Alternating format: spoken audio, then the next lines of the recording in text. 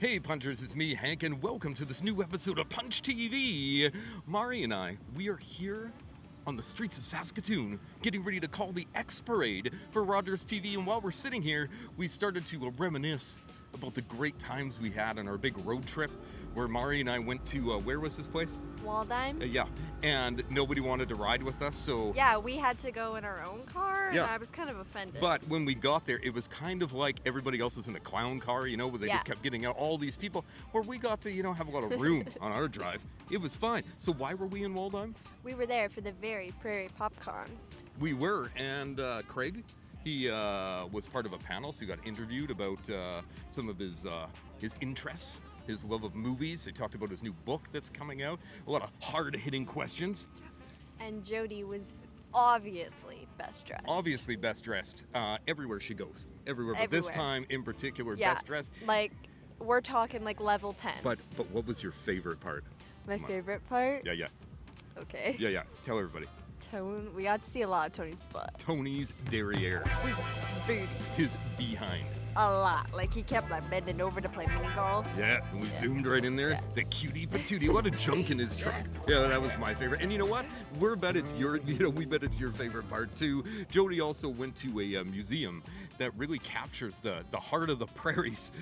You gotta see this. Jaye dishing out some stuff about Fraggles, Fraggle Rock. You're probably too young, but Fraggle Rock, see, it was part of the Muppets, and it was a whole. So all this and more on this new episode of Punch TV.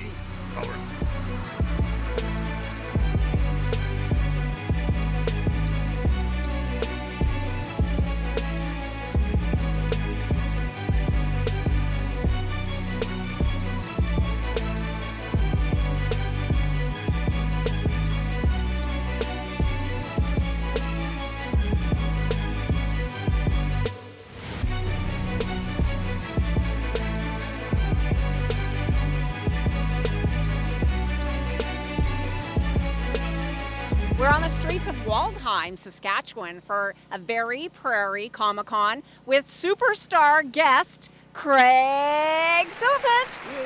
Yay. How does it feel to be one of the features at this Comic-Con? Feels very good. I feel like all the years of hard work have paid off, and finally I'm getting the recognition I deserve.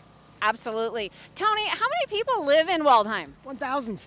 1,000 souls are in Waldheim at any given time, but I think today we'll have more because, market trading area, that could bump up to the thousands, tens of thousands, I think. I would assume so, when you put my name on the marquee especially, yeah. Right? So, did not dress up, didn't make an effort. That's okay, that's fine. There is a cosplay element later this afternoon, this evening, but I thought I would fly my Helen Roper flag because, if you can, why wouldn't you? So I am proudly Three's Company today. I like it. I like it too. It's actually the most comfortable thing I've ever worn, so I might not ever take it off. I feel like I will see you many more times in this outfit, yeah. This might be my trademark going forward. We'll see what happens. Anyways, we're going to go and talk to a whole bunch of people and join us because it's going to be a riot.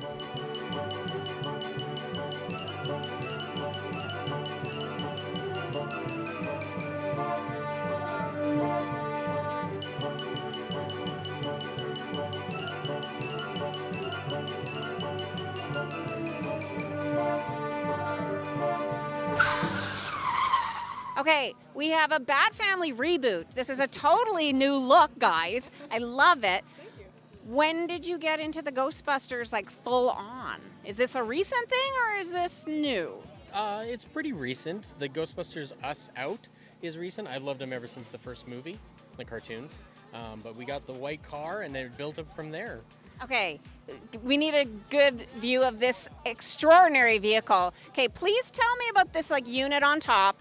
Does it actually catch ghosts, and how long did it take you to build it? A couple weeks to build it, and it does contain ghosts, yes, when we need it to. That's awesome. Now, because that's a need that every community could use, right? Oh, yeah. It's absolute. Now, what is your treatment of the ghosts after? Is it humane? Do you let them out into the forest after, or is there a zone that they're just how does it work? That's confidential. Oh, okay. No, I don't want to breach any. Okay, that's good. We'll just move on. Now, I know you guys do this out of love and passion, but you also do it for like a good cause too. Like you collect donations for something pretty special. Tell us about that. Yeah, so we collect donations for the Jim Patterson Children's Hospital through Extra Life, something I've been doing for about 12 years now, and I'm really dedicated and passionate to it. That is awesome. I know that you do these crazy, like all night, 24-hour gaming things, which I can't imagine because, like, I go to bed at 9.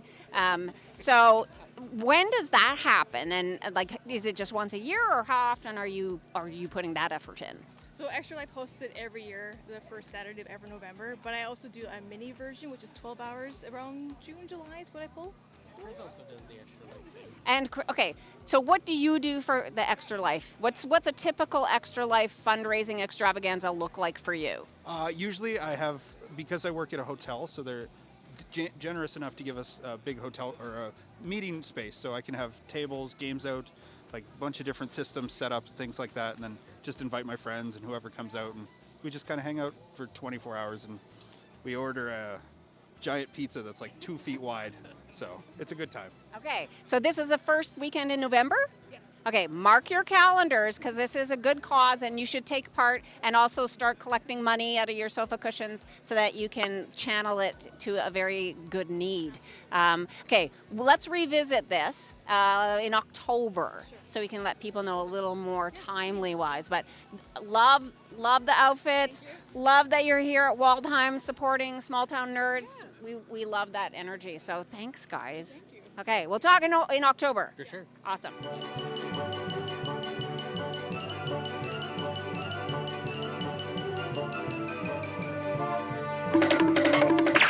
I'm here with Velma and Fred. They rolled up in the Mystery Machine, and they put together the Pot Paradise that Tony just conquered. Well done. Thank you for setting that up.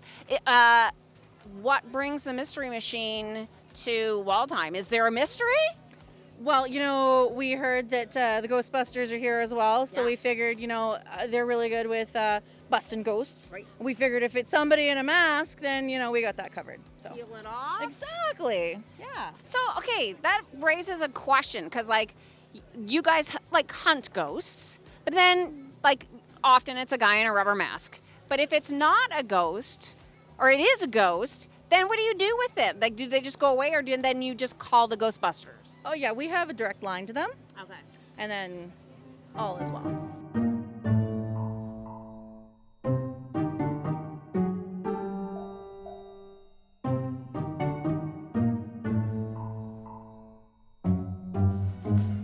Punch TV is brought to you in part by Amazing Stories, providing Saskatoon with comics, games, toys, D&D, magic, and more for over 30 years. Online at AmazingStoriesComics.com. In person on 8th Street in Saskatoon.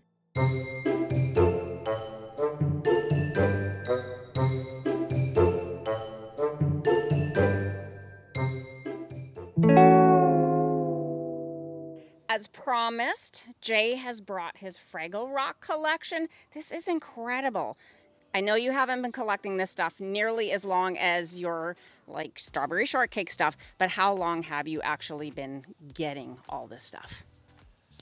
Okay, well actually this one right here goes right back to when Fraggle Rock was on the air. I saw this exact copy of this exact Fraggle in a dump bin in a department store in Rostern. It was all I wanted for Christmas and my mother made it happen.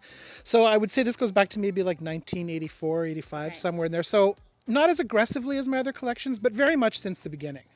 It's awesome. And Red and the rest of the crew, how long did it take you to get everybody else? Well, most of these are from my childhood. Boober came a couple months later for my birthday.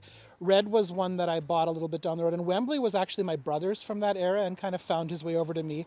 Gobo is the only one I bought as an adult collector, and I've had him for maybe about 15 years, something like that.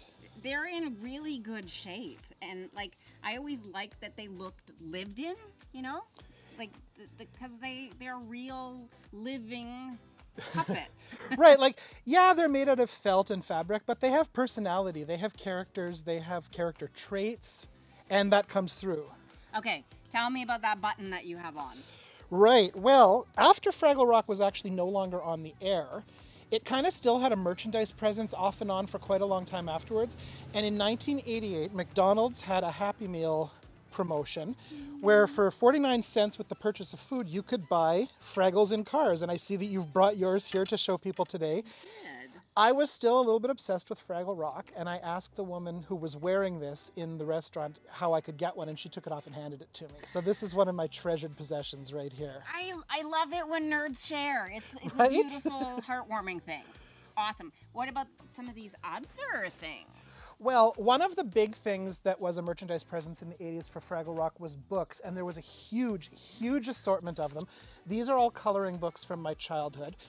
These are various storybooks that were available, and this is just a tiny, tiny representation. There were easily over 40 different books available for Fraggle Rock, and I've managed to collect most of them over the years. This is just a nice little selection of them.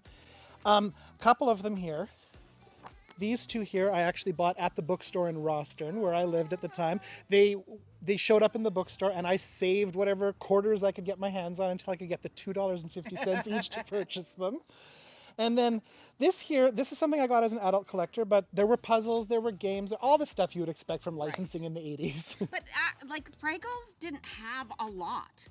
No, in the grand scheme of things, they didn't. Like at the time, it maybe seemed like there was a lot out there, but when you think about how some other brands are merchandised, like Star Wars or like My Little Pony or like Strawberry Shortcake, Fraggle Rock collectibles are actually a fairly finite little area of collectibles. They've popped up every few years in new iterations, but really there aren't hundreds and hundreds of things out there the way there are for other things. Yeah, like the Muppets. Yes. You find tons of stuff. Right. But this is a little more niche. It is, and the really interesting thing about that is Fraggle Rock was actually kind of Jim Henson's magnum opus. Like, he considered it his crowning achievement, and for the record, so do I. Like, I'm a big Henson geek, and I consider Fraggle Rock a truly remarkable achievement in children's entertainment. I couldn't agree more, and it's amazing. Tell me about this ultimate visual history, because those books don't come along every day, and they're like a treasure. Yeah, these are really good. I'm just going to hand you this for a second so I can talk. So this came out a few years ago for one of the anniversaries, and of course I was obsessed, even though this was the equivalent of some utility payments. It's an absolutely wonderful resource. There's lots of great artwork in here, like concept art from when Jim Henson was working, early versions of stuff. The doozers! I love nothing more than pull-out things and little stuff like this. So this is a really, really wonderful book, and if you are a fan of Jim Henson or a Fraggle Rock or just of pop culture, this is a brilliant, brilliant thing to have in your collection. Yeah, I found generally that most of the coffee table style book of Jim Henson or any of like the children's television workshop stuff, they're really well done. They're good histories. Yeah, they are. It's like everybody who's been associated with projects that involve iterations of the Muppets really seems to care about what they're doing. They put their heart and their soul into it, and it does come through. They do. Who's your favorite? Favorite has always been Moki. She was the one I related to the most. She was the sensitive one, the artistic one, the one who overthought things a little bit, although they all did that, but she really would take things to weird extremes, and Moki was the one that was always kind of my spirit Fraggle. Yeah, she's very special.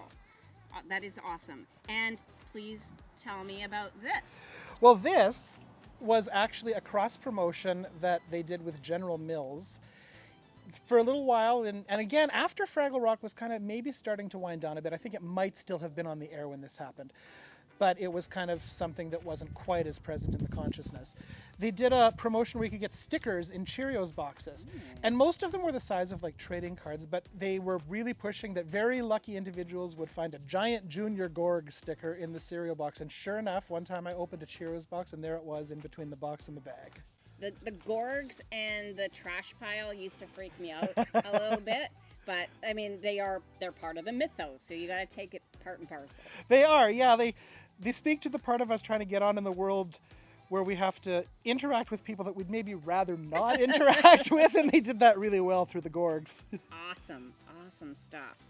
Well, thank you so much for bringing in these artifacts because they're precious and they mean something very special to me because I love the show. I love anything Jim Henson.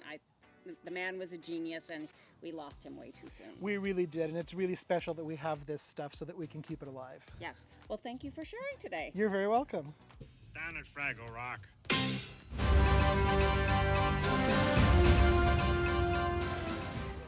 In about 6 weeks, I'm going to be a grandfather. I totally forgot about that. I want to be a granddad. I know. Who knew? Yeah, I want to be a grandfather. So there you go. I guess that's important. Yeah. I guess that's important. Yes. Did we just break this news? No, I just no. It's no. There you go.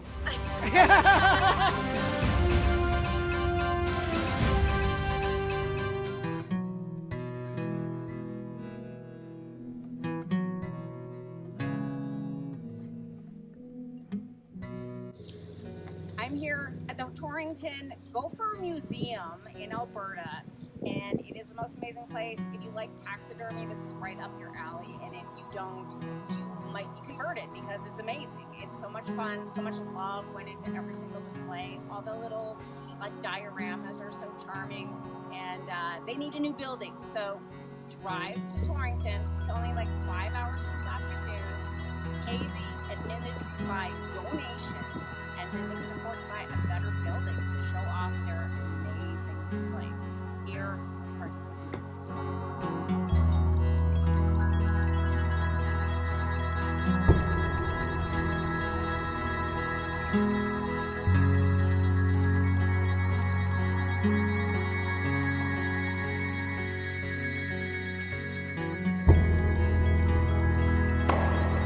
I'm the only person in the world that can say they inherited a Gopher museum. So That's serious bragging rights in my book. My parents helped build it, and then my mom ran it for 25 years. My dad was the caretaker right up until this past November when they moved into Olds to be closer to services. And yeah, it would have been shut had I not taken it over, and I'm not here by choice. But I have. But by I have passion. I have grown to see the importance of it, which I didn't really see before. So yeah, this is really special to a lot of people. Not necessarily to me, but for that reason, it needs to stay open. So Thank yeah. you, thank you, You're thank you, very thank you. welcome. We love it. Yeah, great. Awesome.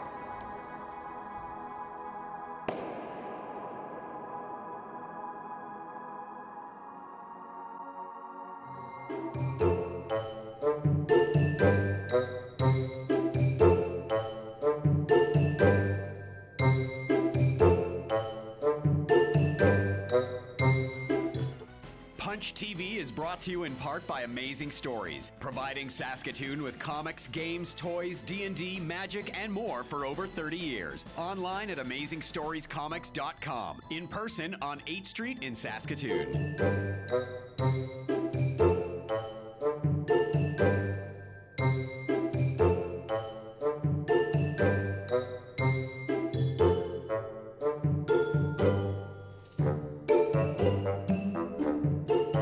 Ready to go? Okay, so we're here in Waldheim, Saskatchewan. Are you from Waldheim? I'm not from Waldheim. Are you from Waldheim? No, I'm not. How many times have you been to Waldheim in your life? I think this is my first time. It is my first time as well, and it's awesome. What are you here for? We're here for a very Prairie Comic Con. Awesome, yeah. We were invited to be the cosplay guests. Nice, good for you. Who are you cosplaying as?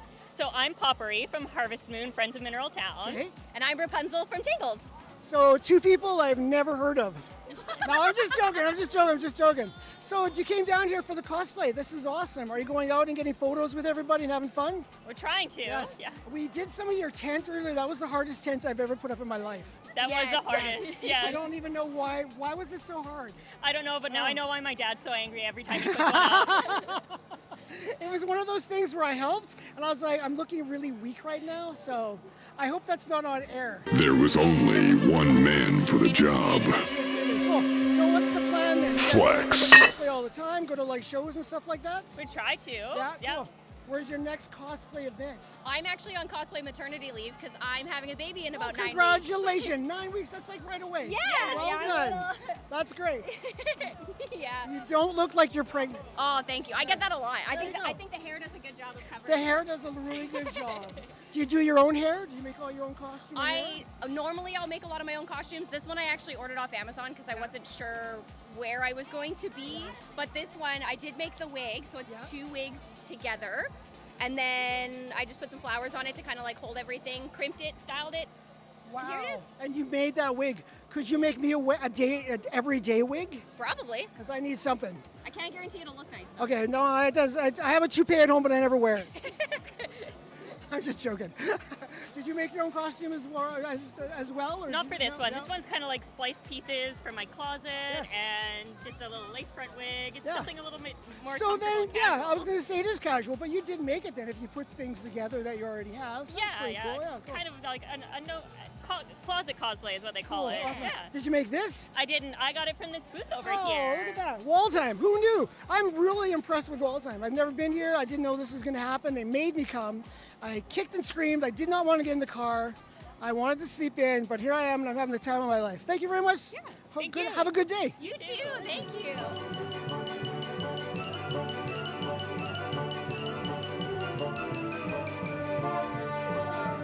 I'm here with Melissa, one of the organizers of this incredible event. We're having such a great day. Thank you so much for inviting us. Thank you guys so much for coming out. It's the vibe and the people that are going to make or break it, right? So Totally. everyone's here. Everyone's bringing the nerd. I'm so pleased to see it, like how many people have dressed up, and there's a lot of people from the community and a lot of people just coming in for it. But it starts with one person who gets the idea, the mover, the shaker, who just like puts it out there, floats the boat, and then you see who comes aboard. And it looks like a lot of people who've come aboard. But thank you for getting the endeavor started. Oh, you're very welcome. You know, my husband and I are just like hardcore nerds, and that's just really the heart of everything. We wanted to put on a little bit of an event for people to kind of come out, because like there's a lot of closet nerds out there. Oh yeah. And sometimes you just need to come out and see, like, wait a minute, that person's dressed up. Wait a minute, that person's dressed up. I wish I would have done that. So this is your opportunity to kind of take that extra little step where you feel comfortable. You're not surrounded by thousands of people. There's just dozens, maybe hundreds, we'll see as the day progresses, but you can only bigger and better from here on up, right? Totally. So, and it's incredible because like once you like recognize, you're like, oh, I didn't know that person was into that, and now you have an immediate friend that you just like, that connection is just like boom right there. So it's incredible what kind of like networking comes out of an event like this. But it's heartwarming to know that like you start it and then the community just embraces it. Like everybody's here. Yes, isn't it what Kevin Costner said? If you build it, they will come, right? Yes. So if you offer it, hopefully they will come. And it looks like everyone is showing up. Everyone who wants to be here, right? That's the best part. Yeah, And it's so joyful. It really is. And everything is an icebreaker. You're like, I didn't know you like this. I didn't know you like this. And so it's an instant way to build an instant connection. Yeah, So, absolutely. And I love how the library has just like oh my goodness, been a the part of this too, library. right? Like Yes. librarians are the best people in the world. They really are. They absolutely are. They're like, here we are, here's our space. How can we help? So, yeah, we had access yesterday to just get things set up, and then there was a little bit of fine-tuning we came into. We're like, she made it look better. It's even awesomer. Like, it's phenomenal. And again, it's that community, people coming together, right? And supporting each other. And that's going to make your success, right? It really is. Awesome. Well, thank you for putting this on, because it I think it feeds the soul. It's good for everybody, and we look forward to the next one. Oh, thank you so much, Jody. You guys will be right at the top of the list. So. We'll be here. You couldn't keep us away. What's your costume next year, dude? I better start working on it now, because this one's going to be hard to top. Sure.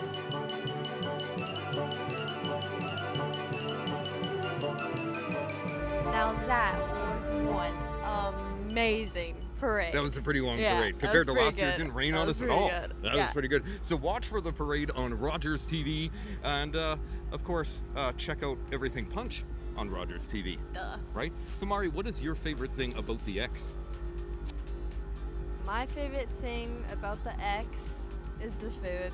The food, like a tasty treat that can't be beat called a spud nut? Yeah. Yeah. So while we were preparing for the X Parade, I learned some things about the spud nuts here in Saskatoon. Would you want to know care- some facts? would Yeah. you care to- Yeah, I'm going to tell everybody okay. because at the Saskatoon X, they pride themselves on their very own patented delicacy, the much loved spud nut. So this is a signature spud nut you can only get in Saskatoon. So for the past 50 years, the Saskatoon X patrons have been lining up for this unique ring of deep fried goodness, making it a culinary staple for many X-goers. Now their secret recipe, this is legit, secret recipe includes specially spiced potato flour made by Bakemark that is patented to Prairie Land and is only used in the making of their spud nuts. So don't be fooled. You can get spud nuts somewhere else, but it's not the signature spud nut at the Saskatoon X. And what I learned way down here,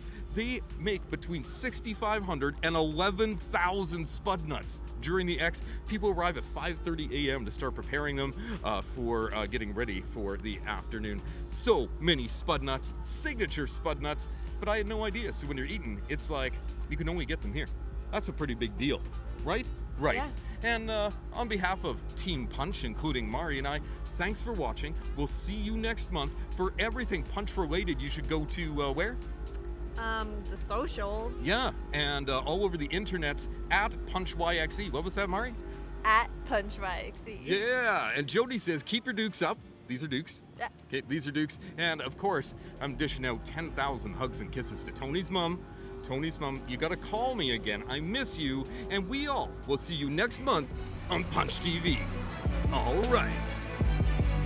I'm with Tony and Craig, and Tony is selling buttons to anyone. We're giving them away. This is Craig's table, so he's asked me to run his table for him this year. So, Craig. Yeah, so I didn't know I was getting a table, but I got a table. I just saw my name. It's under Tony. Don't get confused. He's still Tony. But we had some buttons, so decided to set up shop.